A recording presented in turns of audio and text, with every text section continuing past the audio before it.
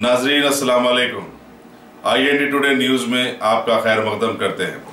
आइए देखते हैं ये तफसीलात। रियासती वक्फ बोर्ड के एक इजलास में जो आज सदर नशीन मोहम्मद सलीम की सदारत में मुनक़िद हुआ, वक्फ बोर्ड के CEO की हैसियत से IPS ऑफिसर शाहनवाज कासिम के तकर्रुर की तौसीक कर दी गई। इस तरह अब उनकी पोजीशन मुस्तकिल हो गई। बोर्ड ने औकाफी जायदादों को तरक्की देने के मामले से मुताल्लिक एक ब्लूप्रिंट तैयार करने की जिम्मेदारी CEO शाहनवाज कासिम को दे दी है। वो इस बात का जायजा भी लेंगे कि आया वक्फ बोर्ड अपने तौर पर औकाफी जायदाद को डेवलप करे या खानगी बिल्डर्स की खिदमत हासिल की जाए। वक्फ बोर्ड के पास इतने वसाइल तो नहीं है कि वो खुद औकाफी इमलाक को डेवलप करे। चुनाचे हुकूमत से ग्रांटिंग एड के तौर पर फंड्स हासिल किए जा सकते हैं या नहीं, इस अमर का फैसला भी CEO की रिपोर्ट के बाद लिया जाएगा।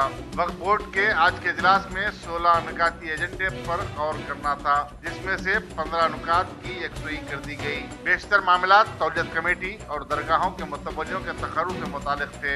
हैदराबाद के साबिक मेयर और मजलिसी कायद मीर जुल्फ़िकार अली को बशीर बाग की नाना बाग मस्जिद का मुतवल्ली मुकर्रर कर दिया गया। वाज़ेह रहे कि इस मस्जिद की अराजियात और मलकियों पर गैर मजाज तामीरात पर एक हंगामा खड़ा हुआ था। एक मलकी के किराएदार ने हमा मंजिला इमारत तैयार कर ली। तौलियत से मुतालिक एक और मामले को मज़ीद जांच पड़ताल के लिए तौलियत कमेटी से रुजू कर दिया गया, जिसकी रिपोर्ट आने के बाद ही कोई फैसला लिया जाएगा।